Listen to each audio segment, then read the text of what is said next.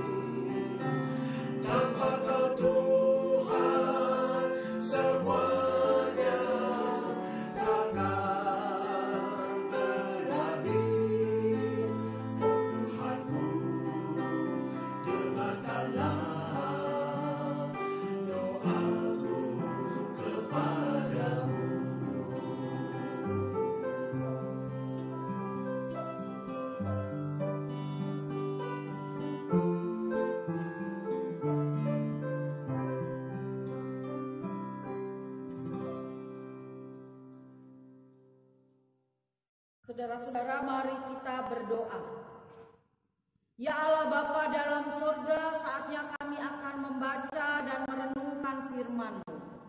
Biarlah Roh Kudus yang boleh membimbing kami untuk mendalami segala kebenaran firman-Mu, dan ajarlah kami untuk kami dapat melakukan kebenaran firman-Mu ini dalam hidup beriman kami.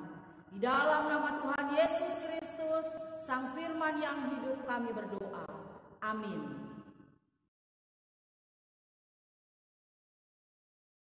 Jemaat, marilah kita berdiri untuk mendengarkan firman Tuhan yang dibacakan dari Alkitab, yaitu Injil Yohanes 4 ayat 11 sampai dengan 26.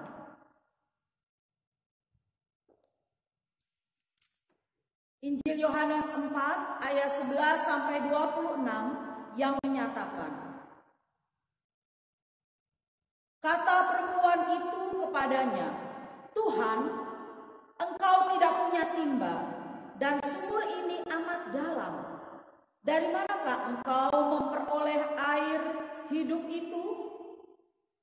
Adakah Engkau lebih besar daripada bapa kami Yakub, yang memberikan sumur ini kepada kami, dan yang telah minum sendiri dari dalamnya, ia serta anak-anaknya dan ternaknya?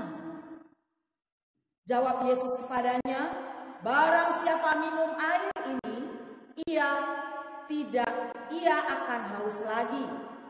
Tetapi barang siapa minum air yang akan kuberikan kepadanya, ia tidak akan haus untuk selama-lamanya. Sebaliknya, air yang akan kuberikan kepadanya akan menjadi mata air di dalam dirinya, yang terus-menerus memancar sampai kepada hidup yang kekal. Kata perempuan itu kepadanya, Tuhan, berikanlah aku air itu, supaya aku tidak haus dan tidak usah datang lagi ke sini untuk menimba air. Kata Yesus kepadanya, pergilah, panggillah suamimu dan datang ke sini. Kata perempuan itu, aku tidak mempunyai suami. Kata Yesus kepadanya, tepat katamu bahwa engkau tidak mempunyai suami.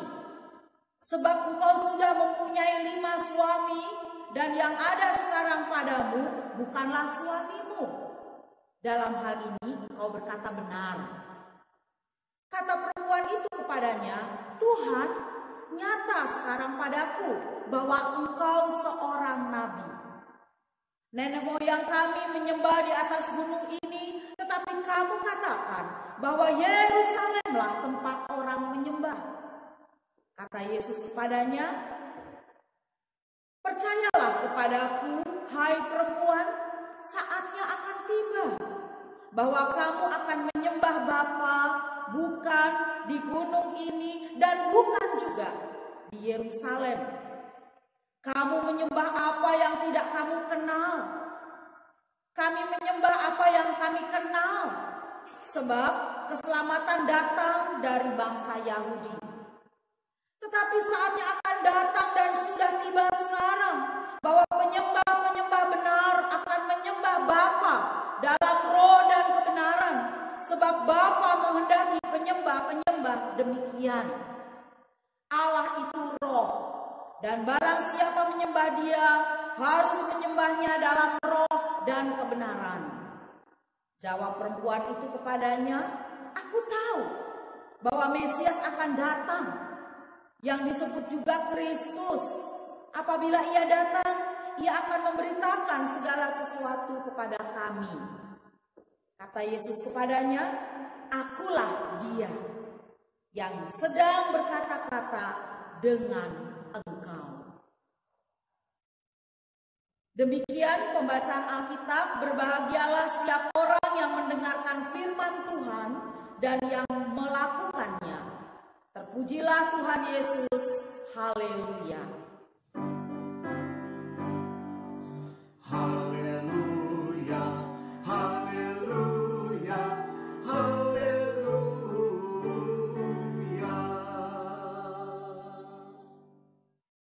Saudara-saudara yang dikasihi Allah dalam Tuhan kita Yesus Kristus, coba Bapak Ibu Saudara yang di rumah boleh membuka Kidung Jemaat 153. 153. Ayat yang kedua, bait yang kedua. Ada yang tahu lagunya? Dengarlah kata Yesus, ku berikan air hidup, barang siapa datang kepadaku, tidak akan haus lagi. Saudara-saudara yang dikasihi Allah di dalam Tuhan Yesus Kristus, bacaan kita ini juga berbicara tentang air hidup. Dan yang dimaksud dengan air hidup itu adalah Tuhan Yesus. Saudara-saudara, sungai yang mengalir sepanjang kecamatan Sungai Ambawang di Kalimantan Barat konon dapat digunakan untuk memenuhi kebutuhan hidup manusia. Bisa digunakan untuk mandi, untuk mencuci, sebagai jalur transportasi, bahkan untuk minum, meskipun memang airnya itu berwarna agak gelap, coklat-coklatan. Sampai saat ini beberapa fungsi masih dapat diteruskan, kecuali ya untuk minum, karena airnya ternyata sudah tercemar. Oleh sebab itu banyak warga selalu membawa minuman tersendiri, ya, terutama ketika mereka sedang ke ladang atau ketika mereka sedang mencari kayu di hutan. Untuk minum, untuk masak, air dapat melimpah ataupun juga bisa kekurangan sesuai dengan musimnya saat itu.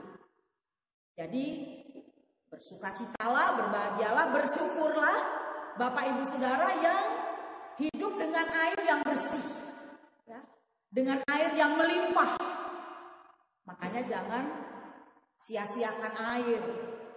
Salah satunya ini kebiasaan kita yang tidak baik, ya, di kamar mandi atau ketika kita buka air keran, kita masih belum memakai air itu, kita tidak menutup kerannya. Jadi air itu mengalir begitu. Artinya kita buang-buang air. Padahal banyak orang yang membutuhkan air yang bersih. Untuk makan, untuk minum, untuk mencuci, untuk memasak, dan lain sebagainya. Di sana jika kemarau panjang, ya, maka air bersih itu otomatis susah untuk didapat. Dan sesuatu yang dianggap sudah sangat cukup memenuhi hidup, ya, ternyata pada saat itu memiliki waktu sehingga tidak selalu dapat memberikan apa yang dibutuhkan. Susah sekali Bapak Ibu Saudara untuk mencari air yang bersih. Berbicara tentang kebutuhan, marilah kita merenungkan sejenak di sini saudara-saudara, apa yang sungguh-sungguh kita butuhkan dalam kehidupan kita. Bapak Ibu Saudara, kalau ditanya kebutuhan yang pokok, premier, ya, kebutuhan apa? Silakan didiskusikan, ya, di rumah. Ada Bapak, Ibu, ada anak-anak. Kebutuhan pokok apa yang Bapak Ibu Saudara butuhkan? Makan? Kebutuhan pokok, ya. Minum? Coba kalau Bapak Ibu Saudara nggak makan, nggak minum, pasti kelaparan. Kecuali Bapak Ibu niat puasa, ya. Puasa seperti saudara-saudara kita. Niat puasa, jelas kita bisa menahan lapar, kita bisa menahan haus. Tapi kalau memang nggak niat, ya, meskipun kita puasa udah sebelum tengah hari pun perut kita udah keroncongan. Kita sudah lapar ataupun juga kita sudah haus. Kebutuhan hidup tadi makanan, minuman, kemudian juga pakaian, ya. Kemudian juga perumahan atau rumah, itu kebutuhan-kebutuhan pokok yang memang boleh dikatakan wajar, ya, normal, itu standarnya lah hidup setiap orang seperti itu. Meskipun misalnya, ya, makan seadanya, minum juga, ya, seadanya, tidak selalu dengan kita bisa minum setiap hari susu atau minum yang enak-enak atau makan yang enak-enak, tapi puji Tuhan kita bersyukur kita masih bisa makan, kita masih bisa minum. Kita masih bisa juga memakai baju, meskipun di saat-saat masa pandemi COVID ini kita sepertinya tidak memerlukan atau tidak membutuhkan baju yang banyak ya. Beda kalau pada saat belum pandemi COVID. Keluar sebentar ada urusan, bekerja, kuliah dan lain sebagainya, kita ganti-ganti baju. Tetapi di rumah hanya beberapa pakaian saja, beberapa baju saja yang kita pakai. Cuci, serika, mungkin kemudian kita pakai lagi. Tapi tentu itu juga merupakan salah satu kebutuhan pokok dalam hidup kita. Saudara-saudara yang dikasihi Allah dalam Tuhan Yesus Kristus, perempuan Samaria dalam kisah ini sudah merasa cukup ya dengan kebutuhan hidupnya pada saat itu. Kalau di sini dikatakan sudah merasa cukup dengan sumur Yakub. Nah, sebelum dalam bacaan kita ini di ayat 11 sampai dengan 26 ada ayat sebelumnya, ayat 1 sampai dengan ayat yang ke-10, saudara-saudara. Dan kalau di khusus ayat 11 sampai 26 kita bisa membagi beberapa bagian, ayat 11 sampai 15 itu bagian pertama, ayat 16 sampai 19 bagian yang kedua, kemudian ayat 20 sampai 24 bagian yang ketiga, kemudian ayat 25 dan ayat 26 itu bagian yang keempat. Bagian pertama berbicara tentang air sumur Yakub dan air hidup. Bagian kedua berbicara tentang suami sang perempuan ini tadi yang ditanya oleh Yesus. Bagian yang ketiga berbicara tentang penyembahan yang benar. Dan bagian yang keempat berbicara tentang sang Mesias. Saudara-saudara, bagian pertama diawali dengan ketidakyakinan perempuan Samaria ini bahwa Yesus yang tadinya meminta air darinya sekarang ingin memberikan air hidup kepadanya. Ya, bagaimana kamu bisa mendapatkan dan memberikan air hidup itu padahal kamu tidak mempunyai timba? Ayat 11. Kemudian perempuan Samaria ini dia membandingkan kebesaran Yesus dengan Yakub dalam hal menyediakan air bagi mereka yang membutuhkan. Dari sebuah ketidakyakinan, perempuan ini tiba-tiba percaya dan tiba-tiba dia membutuhkan air yang ditawarkan oleh Yesus. Baginya jika air ini bisa membuat dia tidak lagi merasa haus, maka dia tidak lagi perlu datang menimba ataupun juga mengambil air di sumur Yakub. Nah, keinginan untuk tidak datang lagi ke sumur Yakub mungkin saja berkaitan dengan hubungan perkawinannya yang disinggung di dalam ayatnya yang ke-18, saudara-saudara. Dalam konteks sosial masyarakat mungkin orang suka membicarakan statusnya, ya, sehingga dia tidak ingin sering datang ke sumur Yakub. Ayat 18. Sebab engkau sudah mempunyai 5 suami dan yang ada sekarang padamu bukanlah suamimu. Dalam hal ini engkau berkata benar. Yesus tanya sama perempuan itu, panggil suamimu, gitu ya, suruh datang ke sini.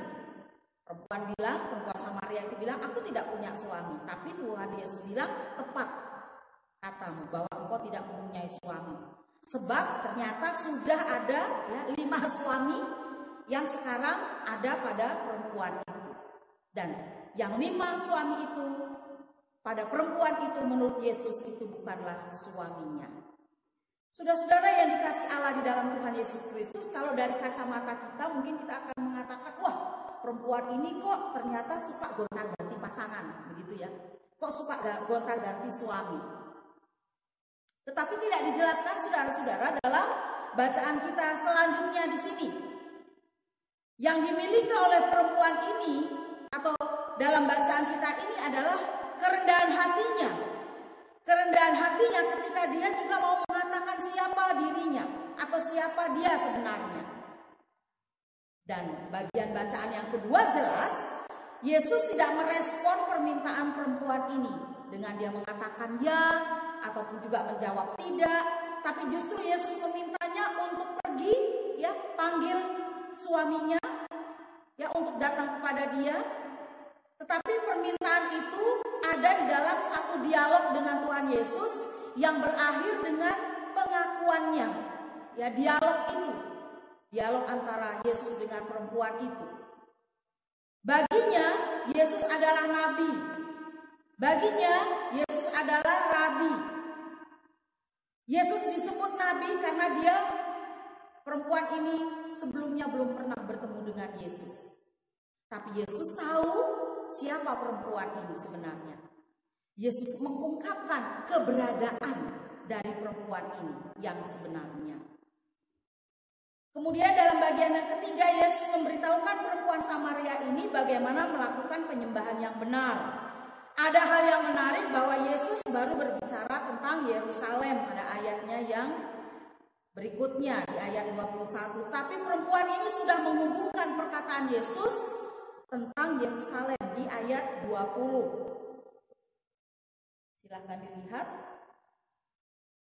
Kata Yesus kepadanya, percayalah kepadaku hai perempuan, saatnya akan tiba bahwa kamu akan menyembah Bapa bukan di gunung ini dan bukan juga di Yerusalem. Kamu menyembah apa yang tidak kamu kenal, kami menyembah apa yang kami kenal. Sebab keselamatan datang dari bangsa Yahudi. Saudara-saudara yang dikasih Allah di dalam Tuhan kita Yesus Kristus, di ayat 21 ini Yesus menjelaskan kepada perempuan tersebut bahwa akan tiba waktunya orang akan menyembah Bapa, bukan di gunung maupun juga di Yerusalem. Yesus juga membuat perbedaan antara perempuan tersebut dengan komunitas Yesus, yaitu bangsa Yahudi. Yesus bahkan menegaskan di ayatnya 22 bahwa keselamatan berasal dari bangsa Yahudi, bukan Samaria. Dan ayat 23 di sana menjawab pertanyaan pembaca yang mungkin timbul ketika membaca ayat 21. Maksudnya apa ini? Nah, di sini Yesus menegaskan bahwa ibadah atau penyembahan kepada Bapa tidak bisa lagi dibatasi pada tempat atau ruang. Orang akan menyembah Bapa dalam roh dan orang akan menyembah Bapa dalam kebenaran. Jadi dalam roh dan kebenaran ayat 23. Roh dan kebenaran di sini dihubungkan dengan sang penyembah. Itu berarti bahwa orang menyembah Tuhan tidak lagi mengikuti tradisi yang ada, melainkan atas dasar kebenaran pengenalannya kepada Tuhan. Orang akan menyembah Tuhan dalam sebuah relasi pribadi dengan Tuhan. Dan penyembahan seperti ini menurut Tuhan Yesus adalah bentuk penyembahan yang dikehendaki oleh Bapa sendiri. Dengan kata lain, Bapa menghendaki orang menyembah Dia menurut kebenaran penghayatan dan pengenalannya terhadap Bapa, dan bukan karena sebuah kebiasaan atau bukan sebuah tradisi. Bagian yang keempat terakhir ini merupakan respons dari perempuan Samaria terhadap pengajaran Yesus. Dan nampaknya perempuan Samaria ini bukan perempuan yang dangkal pengetahuan agamanya, saudara. Dia menunjukkan pengetahuan dan pemahamannya tentang Mesias. Menurutnya, Mesias itu juga disebut Kristus. Mesias itu bukan hanya Mesias untuk orang Yahudi, melainkan juga untuk orang Samaria. Karena itu, dia mengatakan bahwa Mesias akan datang kepada kami, pada orang Samaria. Silahkan lihat, ada di dalam ayat 25. Jawab perempuan itu kepadanya, aku tahu bahwa Mesias akan datang, yang disebut juga Kristus. Apabila ia datang, ia akan memberitakan segala sesuatu kepada kami. Kami, berarti menunjuk pada dirinya sendiri. Dengan demikian, bacaan kita di teks 25 ini, saudara-saudara, hendak memperlihatkan bahwa sebagai pribadi, sang perempuan Samaria ini dia membutuhkan air yang tidak akan membuatnya lagi haus untuk selama-lamanya. Dia juga membutuhkan atau mengharapkan kehadiran sang Mesias yang akan memberikan kepadanya pengetahuan tentang hidup sebagai umat Allah. Jadi secara keseluruhan kita boleh belajar tentang kerendahan hati yang dimiliki oleh perempuan Samaria ini. Orang menganggap dia tentu ya perempuan yang tidak benar. Bayangkan, di ayat tadi katakan 5 suami, tapi sekarang sudah tidak lagi. Stigmanya tentu dia adalah perempuan yang kotor, perempuan yang perlu dijauhi, perempuan yang berdosa, perempuan yang tak layak. bla bla bla bla bla dan seterusnya. Sama halnya ketika kita juga bisa misalnya menghakimi seseorang.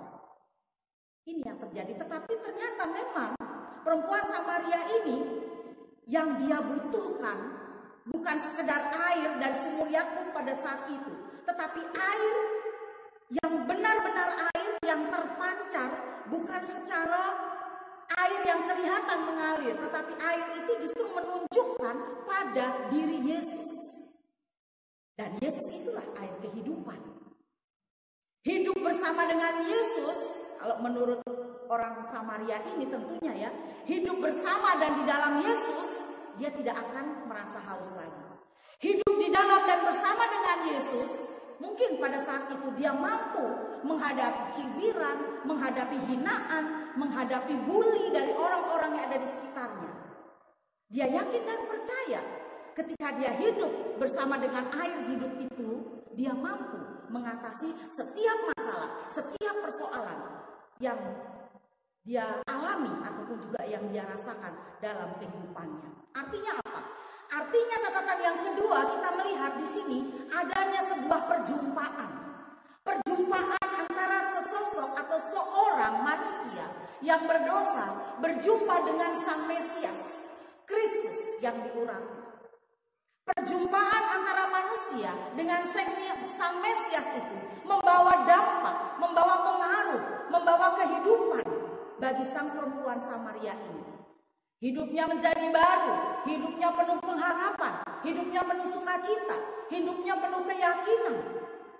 Dia pada saat itu benar-benar yakin hidup bersama dan di dalam Yesus akan membawa satu perubahan yang sangat mendasar di dalam hidupnya. Saudara-saudara yang dikasihi Allah di dalam Tuhan Yesus Kristus. Jadi pertanyaannya untuk kita refleksikan, untuk kita renungkan secara pribadi. Apa yang saudara dan juga saya butuhkan selain kebutuhan pokok tadi, selain kebutuhan primer itu tadi? Tentu kita akan menjawabnya. Kebutuhan selain kebutuhan pokok, kebutuhan yang mendahului kebutuhan pokok adalah kebutuhan hidup bersama dengan Yesus. Kita membutuhkan air hidup itu, saudara, di dalam kehidupan kita sehari-hari. Perjumpaan antara perempuan Samaria dengan Sang Mesias membawa satu titik terang. Sama halnya ketika saya juga secara pribadi mau mengatakan bahwa saya membutuhkan Sang Mesias dalam hidup saya, juga pasti akan membawa satu kehidupan titik terang yang lebih baik lagi dibanding kehidupan saya yang sekarang. Mungkin ketika saat ini saya mengalami, saya putus asa, saya kecewa, saya merasa menderita, saya merasa terpuruk, saya merasa jatuh. Baik itu mungkin ekonomi keluarga saya, atau mungkin juga kehidupan keluarga saya istri, saya tidak baik hubungan saya dengan suami saya, atau saya sebagai anak punya akar kepahitan dengan orang tua saya, atau saya sebagai pelayan Tuhan juga punya hubungan tidak baik dengan rekan saya, dengan anggota jemaat saya. Yang kita butuhkan saat ini sesuai dengan firman Tuhan adalah air hidup itu. Yang kita butuhkan adalah Mesias. Perjumpaan kita di tengah keberadaan kita dengan Sang Mesias itu niscaya akan membawa satu kehidupan yang lebih baik. Akan membawa satu kehidupan yang bisa mensukacitakan saya, menyejahterakan saya, membuat hati saya menjadi adem, membuat hati saya menjadi tentram, membuat hati saya menjadi aman, membuat hati saya merasa terlindungi, saya merasa dipeluk, saya merasa ditolong, saya merasa dibelai dengan kasih Tuhan. Karena apa? Karena ada Sang Mesias itu. Ada Kristus yang diurapi, ada Kristus yang senantiasa peduli dengan kehidupan saya. Jadi Bapak Ibu Saudara, letakkanlah kebutuhan kita yang utama, air hidup itu. Letakkanlah Yesus di nomor pertama dibandingkan dengan kebutuhan-kebutuhan hidup kita yang lain. Amin.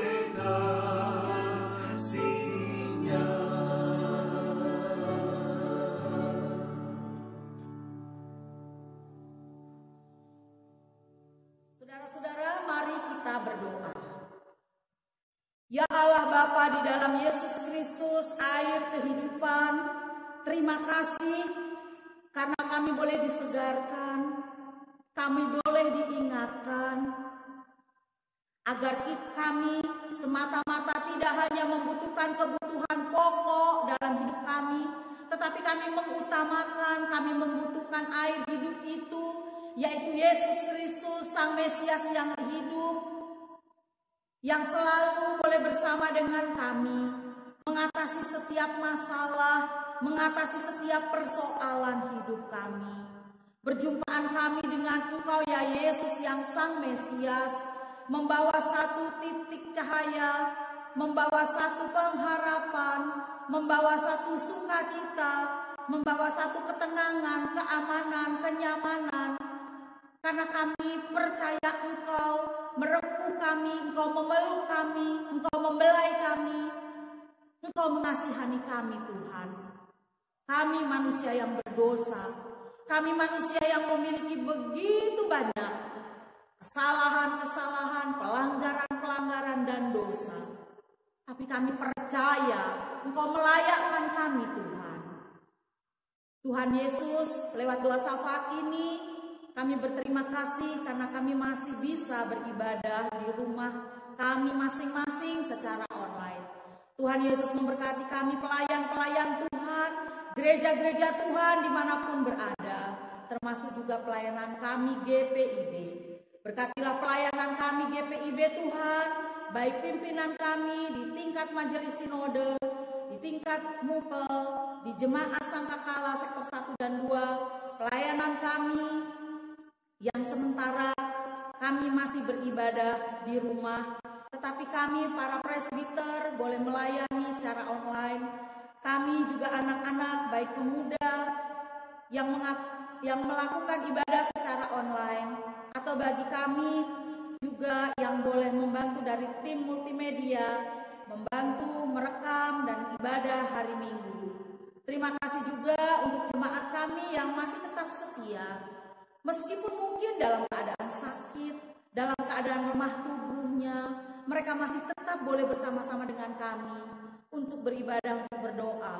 Oleh karenanya bagi yang sakit Tuhan sembuhkan, Tuhan berikan kekuatan, termasuk bagi Bapak Penatua Lepar, saudara-saudara kami yang sudah lanjut unsia PKLU, atau ke-6 pelkat yang lain, jemaat di sektor 1 dan 2 dimanapun kami berada, berikan kesehatan dan keselamatan.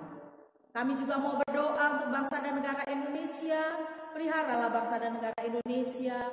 Tuhan Yesus memelihara para pemimpin kami, biarlah mereka dapat menjalankan tugas-tugasnya dengan baik.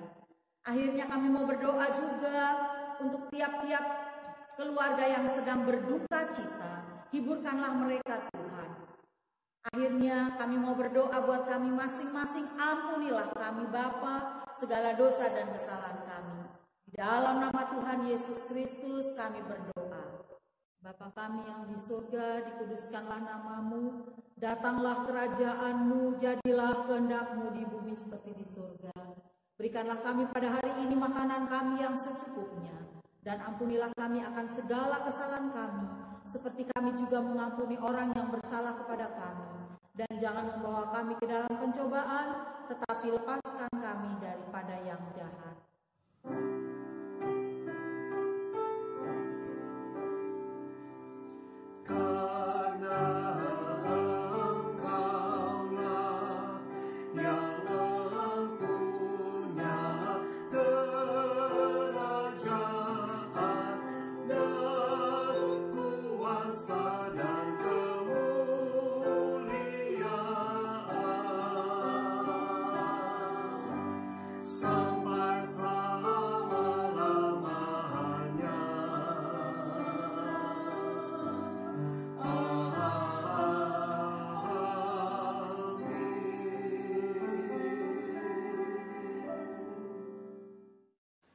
Jemaat yang diberkati Tuhan, marilah kita memberi persembahan kepada Tuhan berdasarkan pesan Alkitab dari Mazmur 119 ayat 108 yang menyatakan, kiranya persembahan sukarela yang berupa puji-pujian berkenan kepadamu ya Tuhan, dan ajarkanlah hukum-hukum-Mu kepadaku.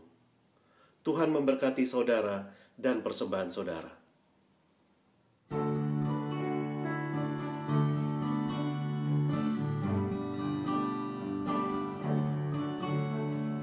Dunia ini untuk kemuliaan Tuhan, amin.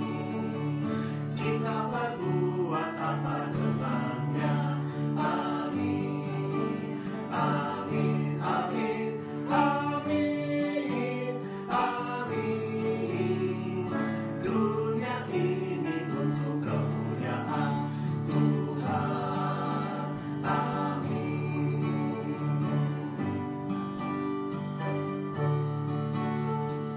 Hidup kita untuk kemuliaan Tuhan, amin.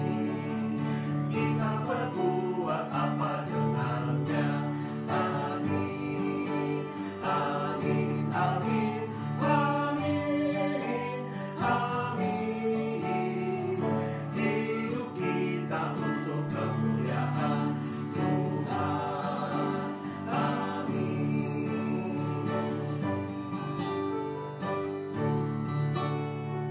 Persembahan untuk kemuliaan Tuhan, amin.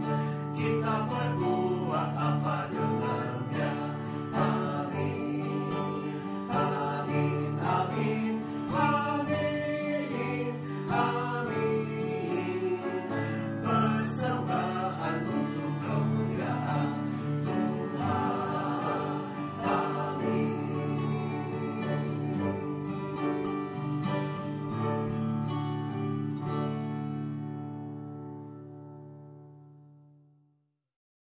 Mari kita berdiri dan berdoa untuk menyerahkan persembahan kita di dalam doa kepada Tuhan. Ya Tuhan, punyamulah kebesaran dan kejayaan, kehormatan, kemasyhuran, dan keagungan. Ya, segala-galanya yang ada di langit dan di bumi. Sebab kekayaan dan kemuliaan berasal daripadamu, dan Engkaulah yang berkuasa atas segala-galanya. Sekarang ya Allah kami bersyukur kepadamu dan memuji namamu yang agung itu. Sebab siapakah kami ini sehingga mampu memberikan persembahan sukarela seperti ini? Sebab daripadamulah segala-galanya, dan dari tanganmu sendirilah persembahan yang kami berikan kepadamu. Dengan sukacita kami menyerahkannya di dalam doa kepadamu, ya Tuhan kami. Amin.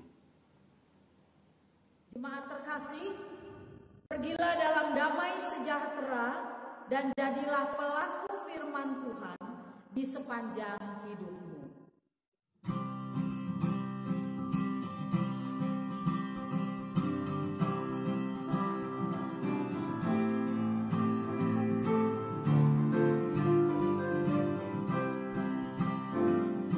Bagi Yesus ku serahkan hidupku seluruhnya, hati dan perbuatanku pun waktuku miliknya. Bagi Yesus semuanya pun waktuku miliknya. Bagi Yesus semuanya pun waktuku miliknya.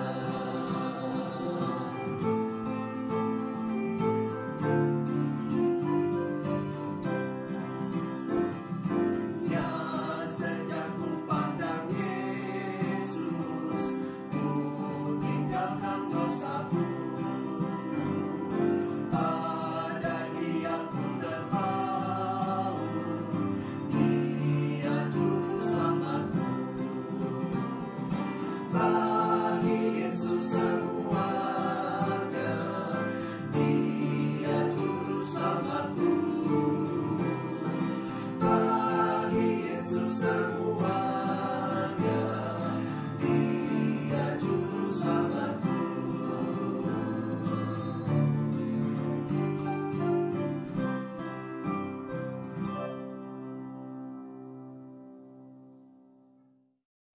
Arahkanlah hati dan pikiran kita kepada Tuhan, serta terimalah berkat-Nya. Kasih karunia Tuhan Yesus Kristus, kasih Allah Bapa, dan persekutuan Roh Kudus menyertai kita sekalian. Amin.